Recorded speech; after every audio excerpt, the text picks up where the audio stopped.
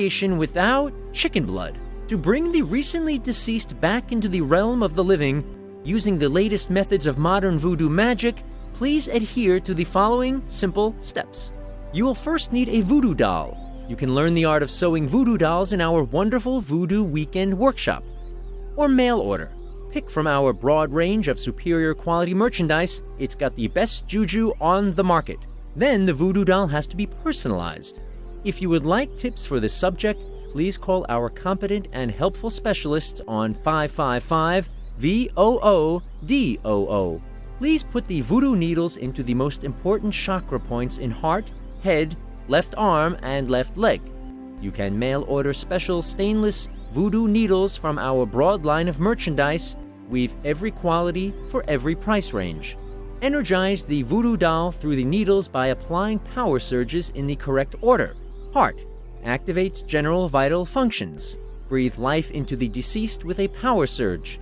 Important, the reasoning functions should be prepared first, otherwise the deceased will be reanimated as a brain-dead zombie.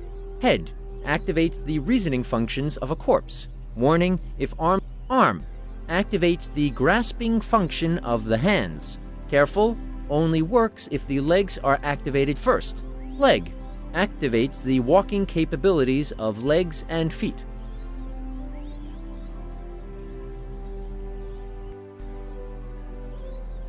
There, that almost looks like a tiny lab coat.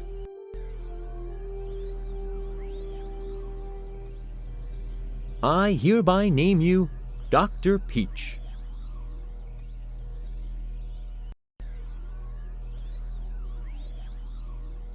I hate needles, but if I absolutely have to...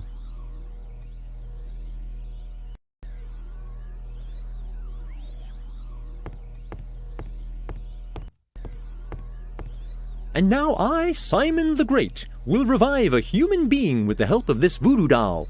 Please stay tuned for further details. Now we'll attach the 4 clamps to the correct corresponding needles, turn on the power, and we should see a happy end in just a few moments, ladies and gentlemen.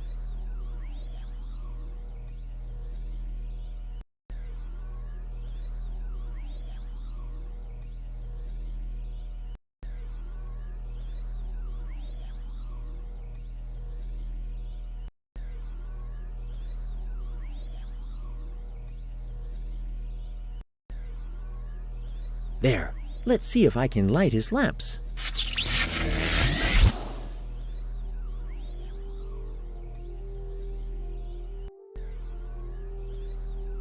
Oh, ouch!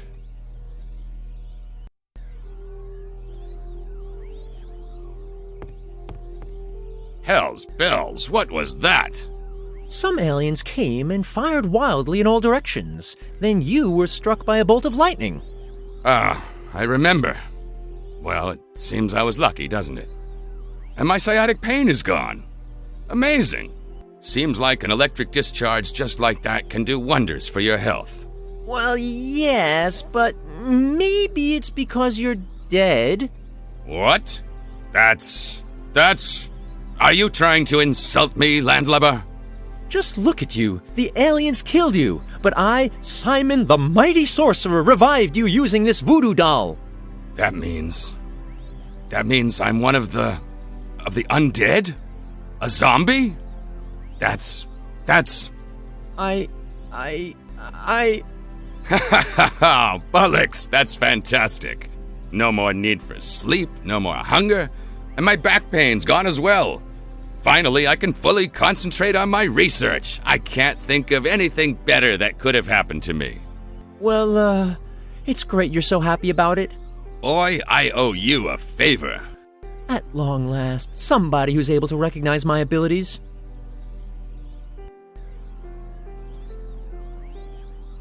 Who are you anyway?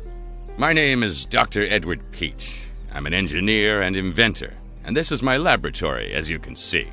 Originally, I'd signed on as ship's engineer on the Black Pear, and after it was marooned, I built my lab here. What kind of stuff do you invent? I repair and invent everything that's needed. Aside from that, I like to occupy myself with space travel. But my real area of expertise is the development of artificial intelligence that really works. Ah, yes. Just remind me what that's supposed to be again? Well, artificial beings need intelligence to be able to act like real living beings. Just think of pathfinding problems. I can't even remember how many of my less successful creations I lost because they chose the direct way over the cliffs. I used to have problems with pathfinding too. I've got a problem with this harpoon. Captain Narrow's stuck in the crow's nest, and the ladder's broken. I'm trying to shoot a rope up there using this harpoon, but I'm not able to aim with enough accuracy. Can you invent something to help with that? Well, stuff like that is really simple, and way below my intelligence capacity. But since it's you, give me that harpoon. There, I fitted the harpoon with a scope, so now you should be able to aim better and hit your target. Just be careful you don't hit Captain Narrow. He may be a little strange, but most of the time he's a fine chap.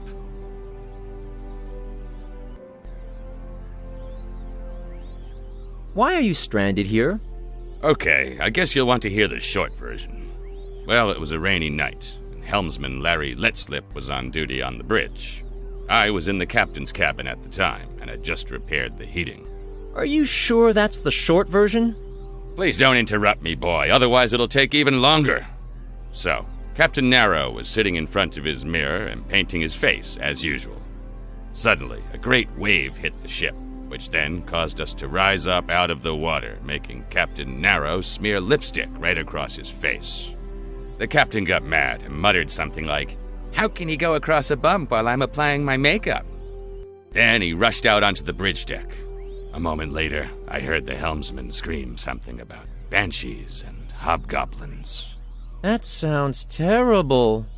I said don't interrupt me. Anyway, there was a stamping to be heard on the deck, and then a splash in the water. Larry Letslip must have gone overboard. When I arrived on the deck, there was only a completely confused Captain Narrow. He was just standing there in his diaphanous dress, the red lipstick all over his face. That dimly lit scene appeared spooky and downright unreal, and Captain Narrow never spoke again about what really happened that stormy night. And then, what happened?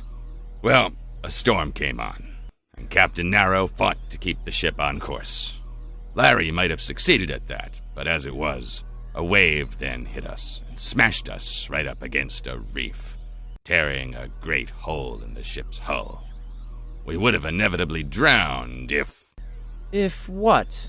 If not another wave hadn't then thrown us straight onto the shore of this island. Well, this is the end of the short version of this tale. The detailed edition will be found stocked in all good bookshops as soon as I've located a publisher for it. Why don't you repair the ship and leave the island? What for? Here I can carry out my research in peace. All I need I stocked in the storage room of the Black Pear, and I can find the rest on this island. Apart from that, Captain Narrow doesn't appear to be too keen to put out to sea anymore. He's even become quite afraid of water. Can you tell me anything about that metal parrot Polly? Ah, yes, Polly. That bird's one of my first prototypes. While its artificial intelligence doesn't work properly, its speech processor is fully functional. Unfortunately, that creature resists all debugging efforts. Well, maybe I can find a can opener somewhere. I'll be going.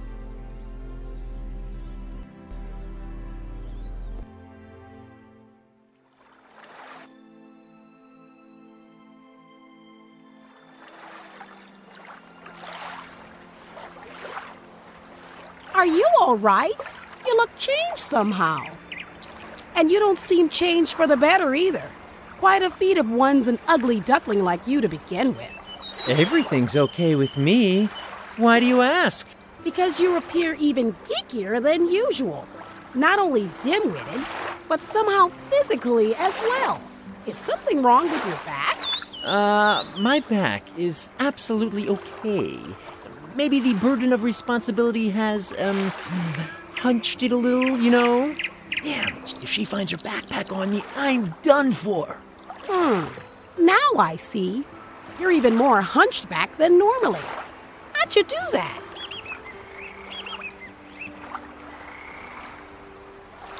Oh, I've drunk some green radioactive liquid and spontaneously mutated.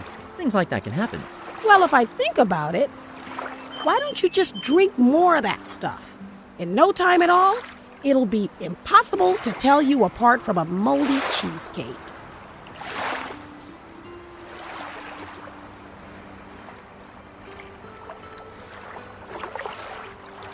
A boringly normal beach mat.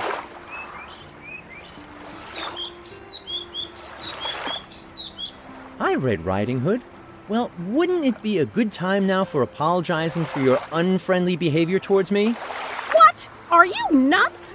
You'll grovel in the dirt at my feet and whimper for forgiveness, or your options of reproduction will be limited to cell division in a test tube. Just a moment. Who gave a grilling to whom here? I to you, and we can repeat that any time. But you really shouldn't risk it, so repeat after me. I'm a chauvinist, stupid as bread, and I'm terribly sorry for everything, especially for being born. Could it be you like to dominate other people? Well, okay.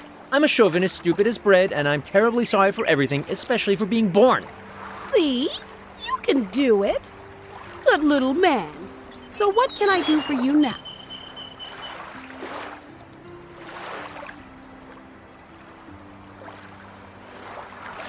What are you doing in the South Seas? Shouldn't you be in the woods with grandmother and let yourself be nibbled at by lusty fairy tale wolves? Grandmother can take care of herself. Nope, I'm on an educational journey to research the legendary Mahatma matriarchy of the South Seas.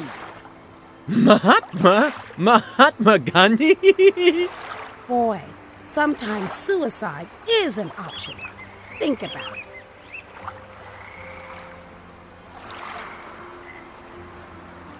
How do you like it on this island? The standards of the islanders are getting lower with each newcomer.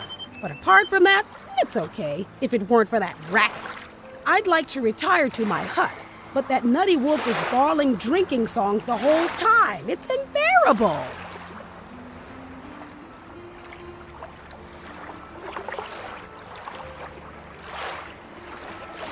Just nicely tell him to be quiet.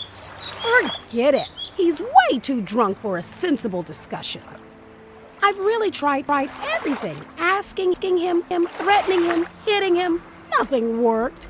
As long as he's drunk and still alive, he'll go on bawling.